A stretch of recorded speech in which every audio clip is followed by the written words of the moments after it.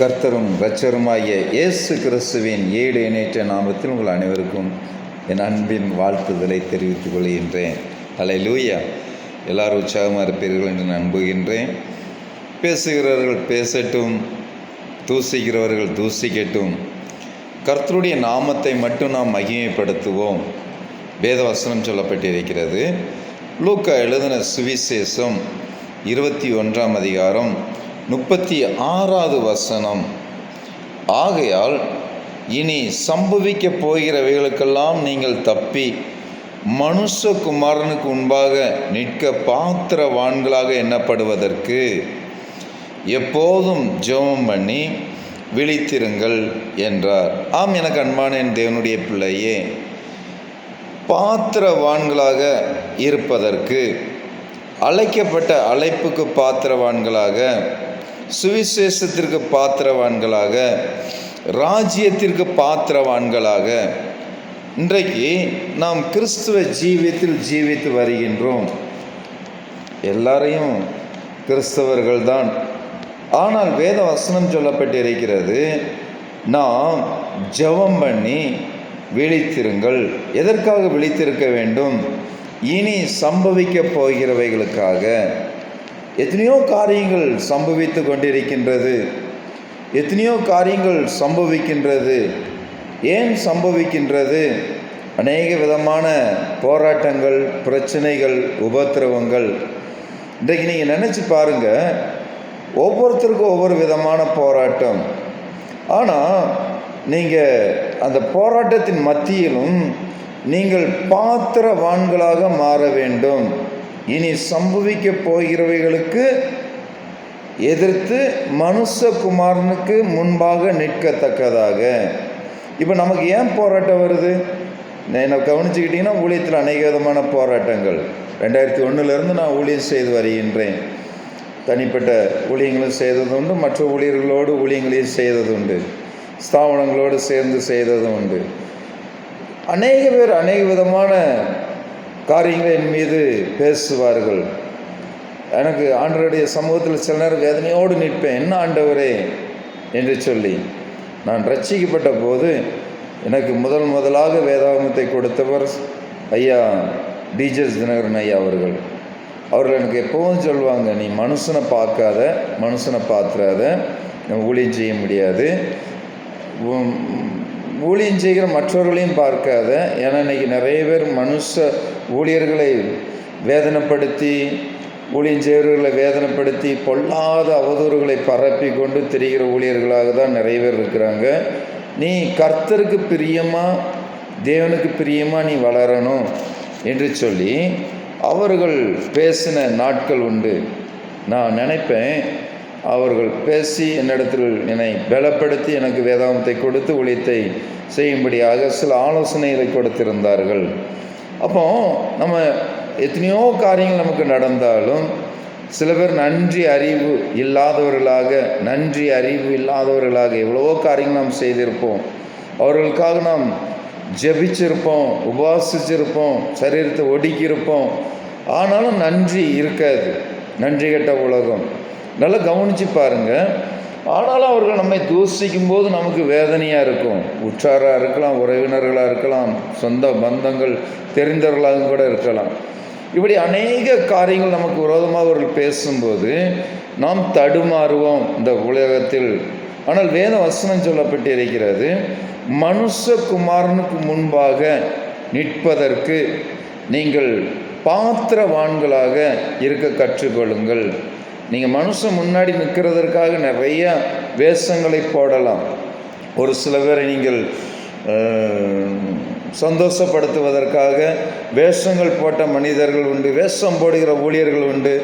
ஆனால் நீங்கள் அந்த வேஷம்லாம் ஒரு நாள் செல்லுபடியாகாது. ஏன்னா நாம் நம்மை எப்படி பாத்திரவான்களாக மாற்ற வேண்டும் என்றால், மனுஷகுமாருக்கு முன்பாக, இயேசுவுக்கு முன்பாக நாம் நிற்க பாத்திரவான்களாக இருக்கின்றோமா?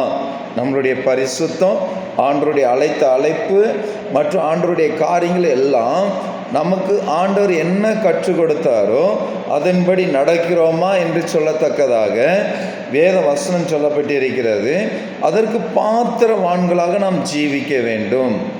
நல்லா கவனிச்சுடுங்க. நீங்கள் விசுவாசியாக இருந்தாலும் கடைசி நாட்களில், நம்மளுடைய நியாய தீர்ப்பு நாட்களில் நாம் மனுஷருக்கு முன்பாக நிற்க வேண்டியது இருக்காது, ஊழியர்களுக்கு முன்பாக நிற்க வேண்டியது இருக்காது, திருச்சபையுடைய ஆசாரியர்களுக்கு முன்பாக நாம் நிற்க வேண்டியது இருக்காது. இயேசு கிறிஸ்துக்கு முன்பாக, மனுஷகுமாரனுக்கு முன்பாக, இயேசு கிறிஸ்துக்கு முன்பாக நீங்கள் நிற்க தகுதி உள்ளவர்களாக நீங்கள் உங்களை பாத்திரப்படுத்தி கொள்ளுங்கள். இன்றைக்கு நீங்கள் வேஷம் போடலாம், மற்ற மனுஷர்களை பார்த்து நீங்கள் மற்ற மனுஷர்களை சந்தோஷப்படுத்துவதற்காக வேஷம் போடலாம், திருச்சபையில் உள்ள ஃபாதரை சந்தோஷப்படுத்துவதற்காக வேஷம் போடலாம், ஊழியர்களை சந்தோஷப்படுத்துவதற்காக வேஷம் போடலாம். ஒரு நாள் அந்த வேஷம் கலைக்கப்படும். நீ ஊழியக்காரனாக இருந்தால் விசுவாசிக்கு பிரியமாக வேஷம் போடாதீங்க. பணத்திற்காக கர்த்தருக்கு முன்பாக நாம் நிற்க வேண்டும், ஆண்டவருக்கு முன்பாக நாம் நிற்கப்பட வேண்டும்.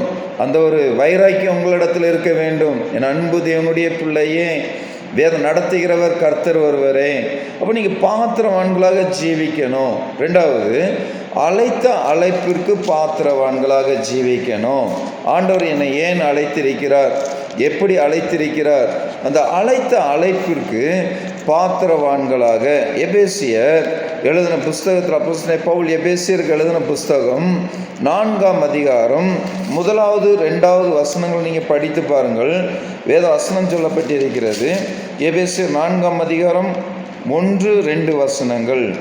ஆதலால் கர்த்தர் மித்தம் கட்டுண்டவனாகி நான் உங்களுக்கு சொல்கிற புத்தியனெனில், நீங்கள் அழைக்கப்பட்ட அழைப்புக்கு பாத்திரவான்களாய் நடந்து. அழைப்பு, உங்களுடைய அழைப்பு என்ன? ஒரு விசுவாசியாக அழைக்கப்பட்டிருக்கிறாரா? அந்த விசுவாசத்தில் முன்னேறுங்க.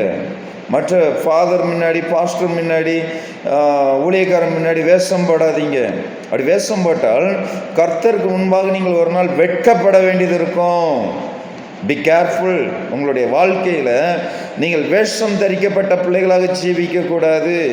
இன்றைக்கி அநேகர் தோத்திரம் அல்லேலூயான்னு சொல்லிட்டு போயிட்டு இருக்கிறீங்க. உங்களுடைய வாயிலிருந்து வருகிற வார்த்தைகள் என்ன? மற்ற விசுவாசிகளுக்கு விரோதமாக, மற்ற விசுவாச பிள்ளைகளுக்கு விரோதமாக, ஊழிய தேவனுடைய பிள்ளைகளுக்கு விரோதமாக அநேக அவதூறான வார்த்தைகள், அவதூறான பேச்சுகள், ஊழியர்களுக்கு விரோதமாக அவதூறான பேச்சுகள். நீங்கள் ஒரு நாள் நிற்க வேண்டியிருக்கும் ஆண்டவருக்கு முன்பாக. அன்றைக்கி உங்களுடைய வாழ்க்கையில் நீங்கள் செஞ்சதை கர்த்தர் உங்களிடத்தில் கேள்வி கேட்பார். அதைத்தான் அப்போஸ்தலனாகிய பவுல் சொல்கின்றார். நீ எதற்கு அழைக்கப்பட்டாயோ அந்த அழைப்பில் பாத்திரவானா நடந்துகொள். ஊழியக்காரன் அழைக்கப்பட்டியா, ஊழியத்திற்கு பாத்திரவானா நடந்துகொள். பாஸ்டர் அழைக்கப்பட்டியா, பாஸ்டருக்காக பாத்திரவானா நடந்துகொள். நீ ஆசாரியனாக அழைக்கப்பட்ட ஆசாரியனுக்காக பாத்திரவான்களாக நடந்துகொள். ஒரு விசுவாசி எப்படி நடக்கணும், ஒரு ஊழியக்காரர் எப்படி நடக்கணும், ஒரு மிஷினரி எப்படி நடக்கணுங்கிறது வேத வசனத்தில் கற்றுக் கொடுக்கப்பட்டிருக்கிறது.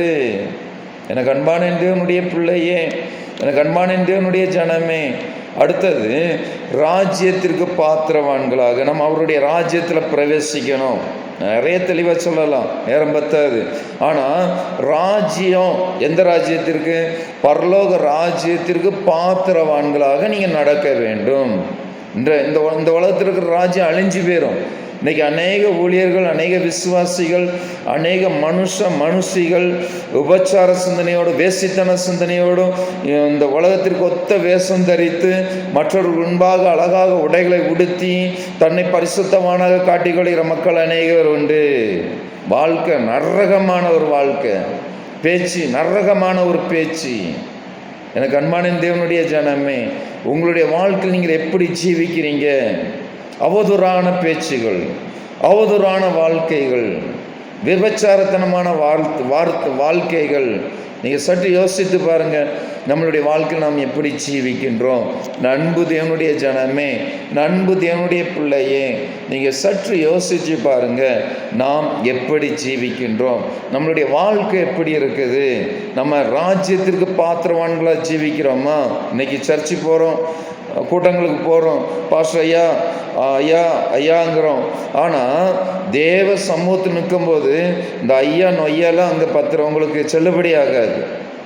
ஆண்டவர் பார்ப்பார், இப்போ வாழ்க்கை எப்படி இருந்துச்சு, இவன் வாழ்க்கை எப்படி இருந்துச்சு, இவளுடைய காரியங்கள் எப்படி இருந்தது, அதுதான் இந்த ராஜ்யத்திற்கு கொண்டு போகும்.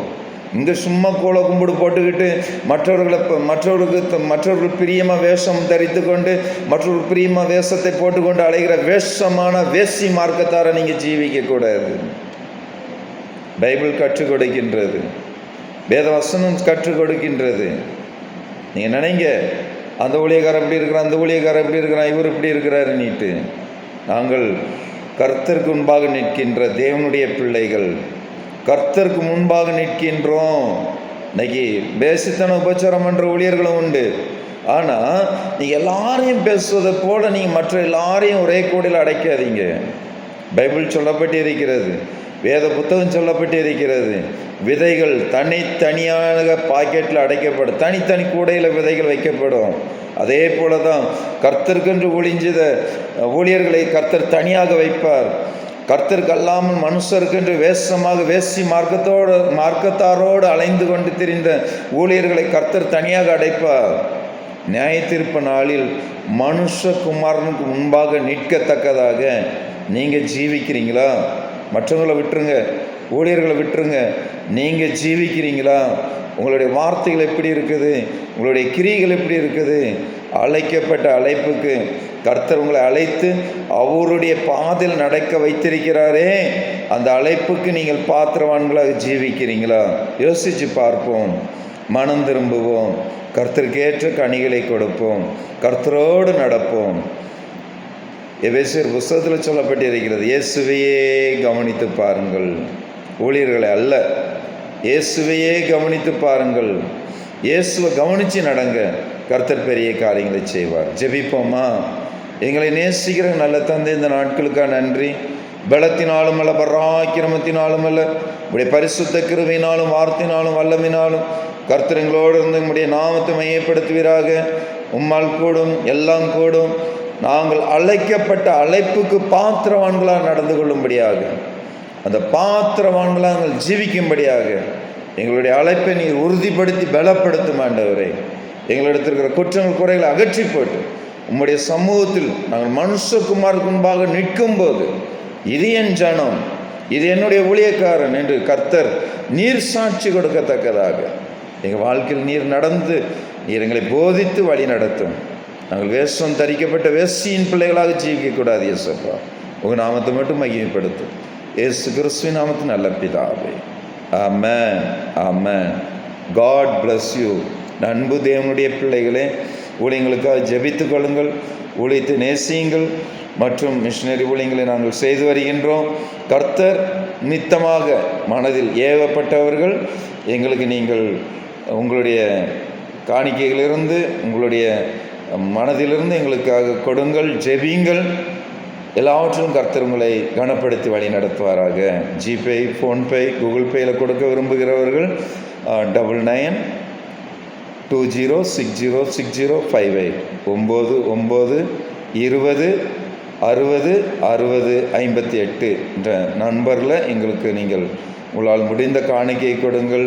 இல்லைன்றால் எங்களுக்கு ட்ரஸ்ட்டில் நீங்கள் கொடுக்கணும்னு நினச்சிங்கன்னா அதுக்குரிய அக்கௌண்ட் நம்பரை உங்களுக்கு தர ஆயத்தமாக இருக்கின்றோம். நீங்கள் கேட்கும்போது அது எங்களுக்கு கொடுக்கப்படும். கர்த்தர் பெரிய காரியங்களை செய்வாராக. God bless you. அழைத்த அழைப்புக்கு பாத்திரவான்களாக நடந்து கொள்ளுங்கள். கர்த்தர் உங்களை ஆசீர்வதித்து பெருமைப்படுத்துவாராக.